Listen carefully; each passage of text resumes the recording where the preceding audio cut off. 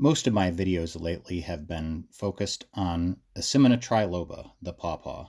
Just like my camera, I'm simply drawn to them, but today I thought I would look at something a little bit different.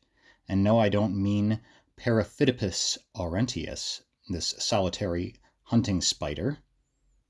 I'm referring to a different magical organism that populates the forest floor. And no, it's not the summer azure butterfly, Calestrina neglecta, nor Hypomyces lactiflorum, this lobster mushroom, which is actually a fungus parasitizing a mushroom, nor Calvatia gigantea, these slightly small, giant puffballs, but we're on the right track.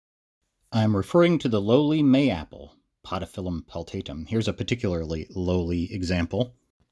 This one doesn't have fruit, but others looking incredibly similar to it may still have one hanging on. These umbrella-like plants emerge in early spring and spread underground through a rhizome. They flower around the time morels are popping up, and that's probably what they're best known for. But around the beginning of August or so, you can find fruits. You only want to consume the fruits when they are perfectly ripe, and you don't want to eat the skins or seeds. However, I have heard recently that you can ripen the fruits on your counter once they begin to turn that whitish color. Oftentimes, critters beat me to these fruits by the time that they are ripe on the vine, so I'm going to give counter ripening a try. Here are some mayapples that are growing in my side yard. As you can see, this plant is nearly done for, but the fruit is still ripening. Here's another. I'm going to pick these. I think they all have a whitish blush to them, and we'll see how they do on the counter.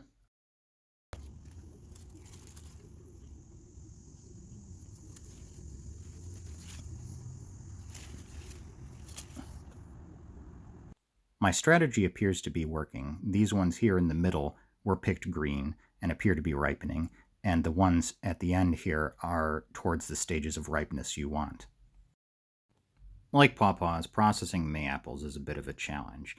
They are filled with seeds, which you don't want to eat, and the seeds are surrounded by a gelatinous sac. I usually nip the end off and squeeze the seeds in their gelatinous sacs into a bowl and set the rest of the fruit aside. The squeezed out fruits still have a layer of tasty pulp attached to the skin. I find it's easier to process the seeds and the fruits separately. I have found a food mill is about the best way to get lots of seeds separated from their sacs. But if you're only using a few mayapples, which is often all that you'll find, you can try to whisk these and then strain them through cheesecloth, which is about the best method I came up with for a small amount of them. A garlic press did not work successfully. Once you get going, it really moves along, especially if you speed up the footage later. These are the seed sacs after being whisked and strained through cheesecloth. The fruit skins split easily by hand, and you can see the attached layer of pulp. This one's got a bad spot, and I'm going to reject it. I like to use a grapefruit spoon for scraping the skins of these. It works pretty well, especially this one with the tiny serrations. Mayapples are a bit like pawpaws to eat in that their flavor is vaguely tropical and that they are probably best just eaten fresh.